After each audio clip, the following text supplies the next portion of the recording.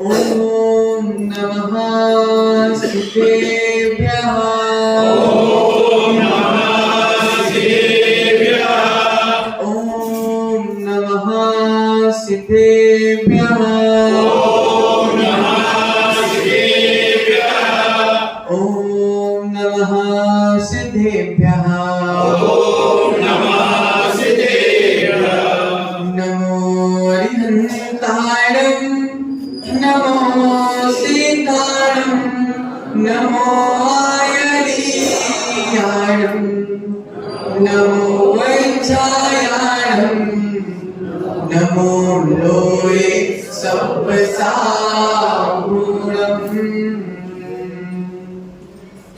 यस्य स्वयं स्वभावाप्ति रभावे कृष्णकर्मणः तस्मै सज्ञानिरूपाय नमोस्तु परमात्मने। नमोस्तु परमात्मने। मेरे पवित्र मन में गुरुदेव आओ, मैं शास्त्र वाचन करूं प्रतिभा जगाओ। अरिहंत भाषित सभी श्रुत देवताओं, क्या बोलना अब मुझे तुम ही बताओ। क्या बोलना अब मुझे तुम ही बताओ। अनंत अनंत सिद्ध परमेश्वरी भगवान की जय। जय बोलिए देवादिदेव 1008 श्रेयांश नाथ भगवान की जय। जय बोलिए देवादिदेव 1008 शीतल नाथ भगवान की जय। जय बोलिए देवादिदेव 1024 तीर्थंकर भगवान की जय। आचार्य भगवंत श्री पूज्य पाद स्वामी की जय। आचार्य भगवंत श्री 108 गणाचार्य गुरुदेव विराग सागर जी महाराज की जय। परम पूज्य आचार्य भगवंत श्री विशुद्ध सागर जी महाराज की जय। जय बोलिए दीक्षा दिवारे आचार्य भगवान विभव सागर जी महाराज की जय। अहिंसामय विश्व जैन धर्म की जय। बोले प्रदेश श्री सागर महाराज की, प्रदेश सागर महाराज की जयकारा गुरुदेव का। प्रियात्मन, हमारी आत्मा को शुद्ध करने के लिए, हमारी आत्मा से कर्म रूपी मल को दूर करने के लिए, हमारी आत्मा को परमात्मा बनाने के लिए परम पिता परमेश्वर तीर्थंकर जिनेश ने जो हमको उपदेश दिया है और आचार्य भगवंत पूज्यपाद स्वामी के निमित्त से जो हमको प्राप्त हुआ, ऐसे इष्टोपदेश रूपी आध्यात्म के महान ग्रंथ की चर्चा चल रही है। प्रियात्मन, 4 सूत्रों की 4 कारिकाओं का अर्थ मैंने समझ लिया था। आज अपन 5वीं कारिका में प्रवेश करते हैं। ऋषिकज मनातंकम। ऋषिकज मनातंकम। ऋषिकज मनातंकम। दीर्घ कालोप लालितम। ऋषिकज मनातंकम।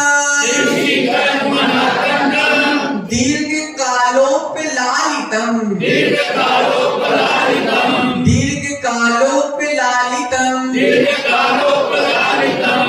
नाके नाकौ नाके नाकौ कसाम सौख्यम। कसाम सौख्यम। सौख्यम नहीं सौख्यम। नाके नाकौ कसाम सौख्यम। नाके नाकौ नाके नाकौ कसामिव हिरसी कर्मनातंका दीर्घ कालोपलालिता नाके नाकौ कसाम सौख्यम नाके नाकौ कसामिव नाके नाकौ कसामिव।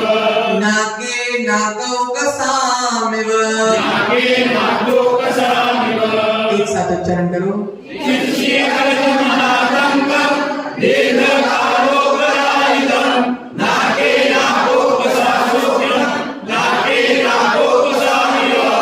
नाके नाकौ कसामिव। नाके अर्थात स्वर्ग में, स्वर्ग में नाकौ कसाम देवों का। स्वर्ग में कौन होते? मनुष्य होते क्या? कौन होते? तो नाके अर्थात स्वर्ग में और नाकौ कसाम अर्थात देवों का। हिरसी कम क्या लिखा? हिरसी कज अर्थात इंद्रिय जन। कैसा? इंद्रिय जन। अनातंकम दुख से रहित। स्वर्गों में दुख है क्या? नहीं है। तो दुख से रहित हिरसी कज इंद्रिय जन दुख से रहित दीर्घ काल उपलालिकम। स्वर्गों का कुछ सुख कितने दिन का? 2 दिन का? 4 दिन का? कैसा? दीर्घ काल तक का सौख्यम सुख। नाके स्वर्ग में नाकौ कसामिव। स्वर्गों में जैसा सुख है, कैसा सुख है? इंद्रिय जन सुख है, लंबे काल तक का रहने वाला सुख है और दुख से रहित है। स्वर्गों का सुख किसके जैसा है? स्वर्ग जैसा ही है, उसकी तुलना किसी से भी नहीं करें। दाता समझ में आया? क्या समझ में आया? स्वर्ग में जो सुख है, क्या है? सुख है। कैसा सुख है? इंद्रिय जन सुख है, इंद्रियों के प्राप्त होने वाला सुख है। फिर कैसा सुख है? दुख से रहित सुख है, दुख नहीं है। उसके बाद तीसरा क्या बोला? दीर्घ काल तक चलने वाला सुख है। ऐसा सुख जो स्वर्ग का सुख है वो किसके जैसा है? स्वर्ग की जैसा है। उसकी तुलना दूसरे से कहीं नहीं जा सकती। देखो पूर्व कारिका में अपन ने स्वद्रव्य, स्वक्षेत्र, स्वकाल और स्वभाव की चर्चा की थी। पिछली कारिका में क्या जाना था अपन ने? भावम शिवम दत्ते। भाव शिव देते हैं, मोक्ष देते हैं। कैसे भाव? हमारी आत्मा के विशुद्ध भाव को मोक्ष देते हैं और हमारे आत्मा के अशुद्ध भाव को संसार देते हैं। तो यहाँ पे आचार्य भगवंत बता रहे हैं कि पंचम काल में मोक्ष तो है नहीं माता, तो फिर साधना क्यों करना? जब मोक्ष नहीं है तो साधना क्यों करना? बोलो ना। है मोक्ष का मार्ग है, मोक्ष का मार्ग है, लेकिन हमको साधना किसकी करना है? अरुण भाई, स्वर्ग की साधना तो नहीं करना। मोक्ष की करना। स्वर्ग क्यों नहीं करना? आज क्या कह रहे? दुख से रहित तो लंबे समय तक का सुख है, अपन स्वर्ग चलते हैं। लंबा बीच में रेस्ट करना पड़ता है। मोक्ष साधना करेंगे स्वर्ग अपना मिलेगा। हाँ, मोक्ष की साधना करेंगे तो स्वर्ग अपने आप मिलेगा। क्योंकि कल अपन ने क्या जाना था? परसों क्या जाना था अपन ने? 4 कोस जाने वालों को 2 कोस कौन सी बड़ी भारी बात है? तो आचार्य कह रहे हैं यदि कोई जीव विचार करे कि मोक्ष नहीं है तो हमें मोक्ष की साधना क्यों करना? तो आचार्य कह रहे हैं मोक्ष की साधना करना तो है, साधना मोक्ष की होगी। जब मोक्ष की साधना होगी तो स्वर्ग तो अपने आप हमको प्राप्त हो जाएगा। अग्रिम कारिका में अपन जानते हैं कि आचार्य कह रहे हैं जन्म है, हुआ है, तो मृत्यु होना निश्चित है। जन्म मरण के चक्कर में हम बड़े बुरी तरीके से फंस चुके। सुनील भाई, आचार्य भगवंत एक सूत्र दे रहे हैं और उसको आचार्य भगवंत ने पद्यानुवाद किया। हमारी स्थिति उस कीड़े के समान है। अशोक भाई, किसके समान है हमारी स्थिति? अरविंद भाई, कीड़े के समान है। वो कीड़ा एक लकड़ी में घुस गया। क्या? वो कीड़ा लकड़ी में घुस गया और लकड़ी के दोनों तरफ आग लग गई। कैसी स्थिति अशोक भाई अपनी? कीड़े के समान। दादी, वो कीड़ा लकड़ी में घुस गया और लकड़ी के दोनों तरफ आग लग गई। अब उसकी स्थिति क्या है? अब उसका पद्यानुवाद आचार्य भगवान ने किया। हमारे साथ बोलोगे क्या? पक्का बोलोगे? बोलो। जो बोली लकड़ी के भीतर कोई कीट रहे, जो बोली लकड़ी के भीतर कोई कीट रहे, उस लकड़ी के और छोर में एकदम आग लगे। उस लकड़ी के और छोर में एकदम आग लगे। उसी कीट सा मैं दुखियारा सदगुरु जलधर हो। उसी कीट सा मैं दुखियारा सदगुरु जलधर हो। मेरा अंतिम मरण समाधि तेरे दर पर हो। लकड़ी पोली है, अंदर कुछ नहीं है लकड़ी में। अब कीड़ा उसमें घुस गया। अब कीड़ा उसमें घुस गया, दोनों तरफ से आग लग गई। अब आग लग गई तो कीट बड़ा दुखियारा हो गया, कीड़ा बड़ा दुखी में हो गया और चिंतन एक ही चल रहा है। माता, क्या चल रहा है? कि बारिश हो जाए। क्या चिंतन चल रहा? बारिश हो जाए, क्योंकि आग बुझ जाएगी। अगर बारिश हो गई तो ही ऑप्शन है भैया वीरेंद्र, और कोई ऑप्शन नहीं, फिर तो मरना निश्चित है। आचार्य कह रहे हैं हम भी उसी कीड़े के समान हैं। हमारी भी और छोर में एक जन्म की आग लग गई अर्पित भाई और एक मरण की आग। एक तरफ जन्म की आग लगी हुई है, एक तरफ मरण की आग लगी हुई है। अब दूसरा कोई तरीका नहीं है।